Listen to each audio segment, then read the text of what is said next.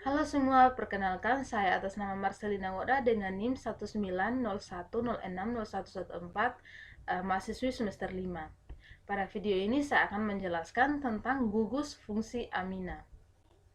Nah, hal-hal yang kita bahas pada gugus fungsi amina yaitu yang pertama ada pengertian gugus fungsi amina, yang kedua ada sifat khas amina, yang ketiga yaitu klasifikasi amina, yang keempat yaitu tata nama, yang kelima yaitu kegunaan serta penerapan amina, yang keenam yaitu reaksi kimia yang terjadi pada gugus fungsi amina. Nah, yang pertama yaitu pengertian gugus fungsi amina.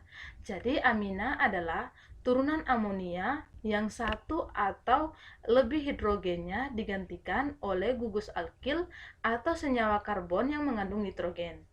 Nah, amina adalah senyawa organik yang mengandung atom nitrogen trivalen yang berkaitan dengan satu atau dua atau tiga atom karbon, di mana amina juga merupakan suatu senyawa yang mengandung gugus amina atau NH2 dan NHR. Jadi rumus umum amina adalah RNH2. Kemudian yang kedua yaitu sifat khas amina. Jadi sifat khas amina yang pertama yaitu titik didihnya relatif lebih tinggi dari hidrokarbon dengan massa molekul setara akibat adanya ikatan hidrogen. Nah, sifat khas amina yang kedua yaitu titik didihnya relatif lebih rendah dari alkohol.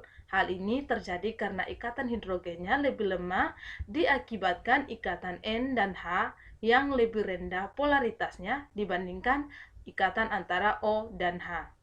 Kemudian sifat khas amina yang ketiga yaitu kelarutannya dalam air relatif tinggi.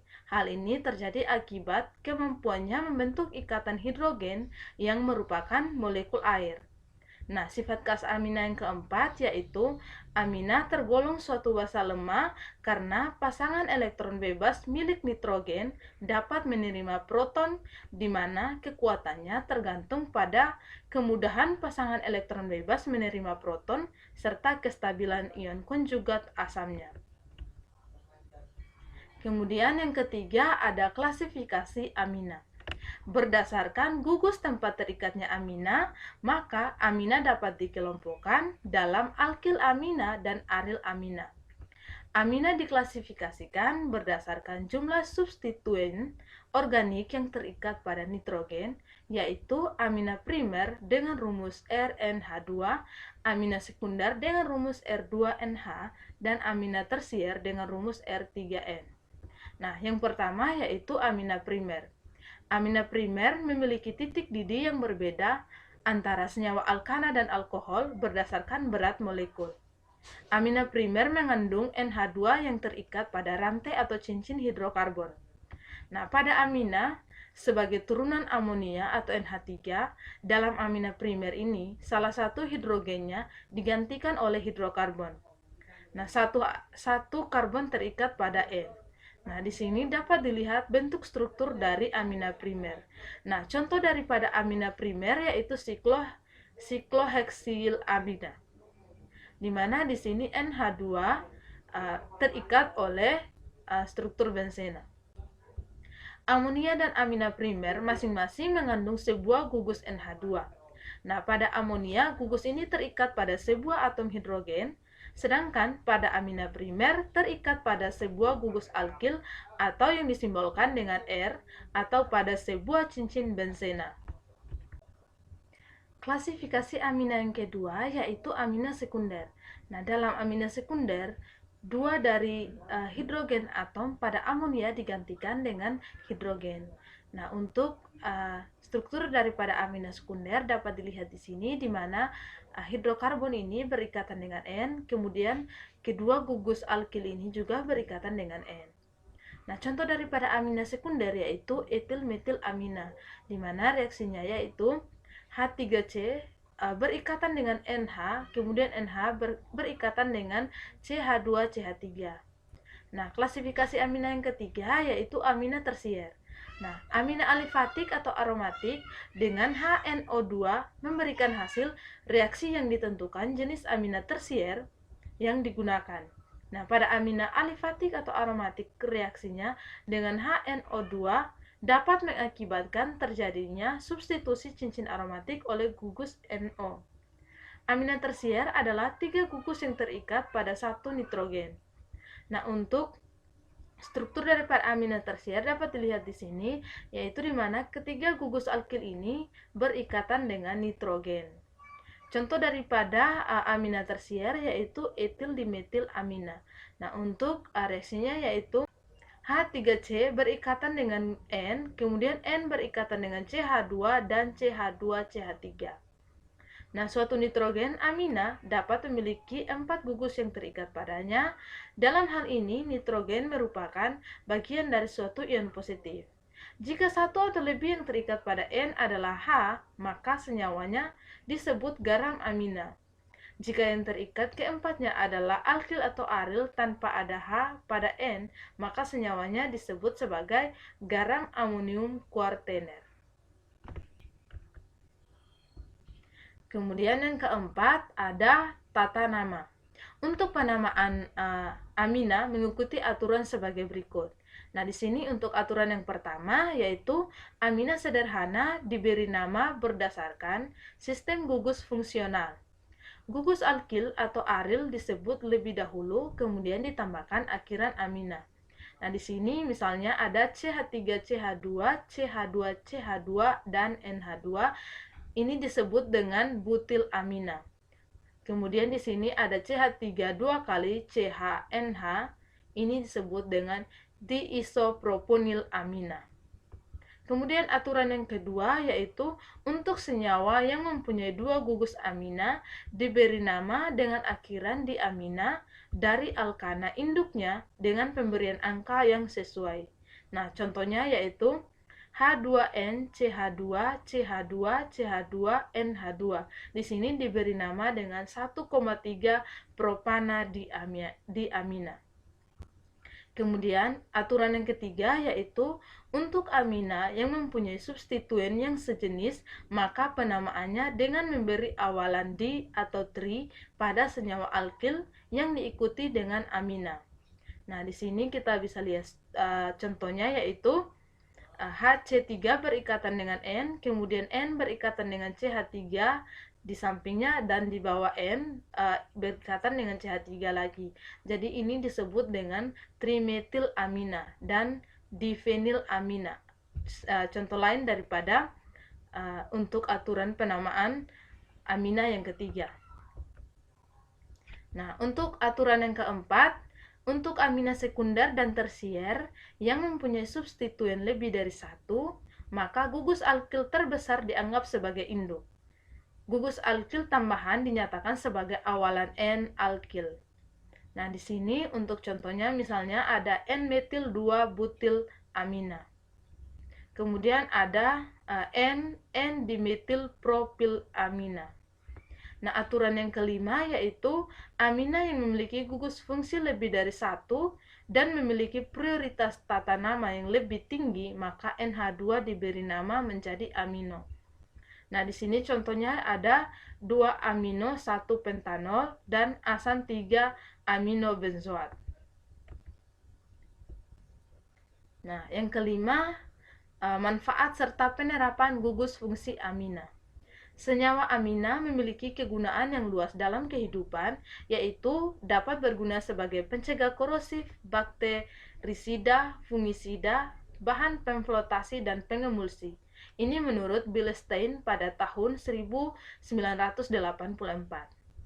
Nah, manfaat serta penerapan gugus fungsi amina yang pertama yaitu amina sebagai pelembut pakaian. Turunan amina rantai panjang, dalam hal ini garam kuartener amonium yang mengandung setidaknya 1 gugus amina rantai panjang, bersifat larut dalam air dan aktif secara biologis. Penambahan gugus amina rantai panjang membuatnya sulit larut dalam air, namun tetap dapat didispersikan dalam air. Penggunaan senyawa tersebut paling umum pada industri pelembut pakaian, di mana garam tersebut melekat pada permukaan pakaian dan memberi kesan lembut terhadap tangan. Ini menurut Trick pada tahun 1962. Kemudian yang kedua yaitu amina sebagai anti iritasi pada sampo. Turunan amina rantai panjang yaitu steryl dimethyl amin oksida telah dilaporkan digunakan sebagai anti-iritasi pada sampo yang menggunakan bahan dasar natrium lauryl sulfat dan zinc pyridine. Steryl dimethyl amin oksida juga telah dilaporkan bertindak sebagai anti-iritasi terhadap sampo yang menggunakan garam lauryl sulfat lain beserta turunannya, seperti kalium lauryl sulfat atau natrium lauryl ether sulfat, dan juga garam alkil sulfat lainnya seperti gliseril alkil sulfat dan alkil aryl sulfat. Ini menurut Gerstein pada tahun 1977. Kemudian yang ketiga yaitu amina sebagai pelumas. Pelumas digunakan pada kendaraan untuk memperkecil gesekan antara bagian yang bergerak pada mesin mobil seperti keramik dan logam. Aditif yang digunakan pada umumnya adalah zinc dialkyl ditiofosfat atau ZDDP.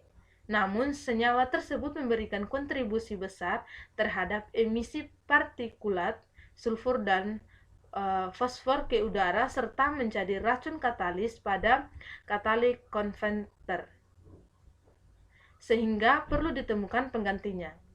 Sebagai pengganti telah dilaporkan turunan senyawa oil amina dan steril amina yang direaksikan dengan asam sitrat dan asam suksinat telah menunjukkan sifat pelumas yang baik. Ini menurut Kosis pada tahun 2010. Kemudian yang keempat, amina sebagai obat parasit leishmania. Formula lemak sebagai obat anti leishmania telah dilaporkan sebagai terapi yang efektif serta mengurangi efek racun dalam tubuh.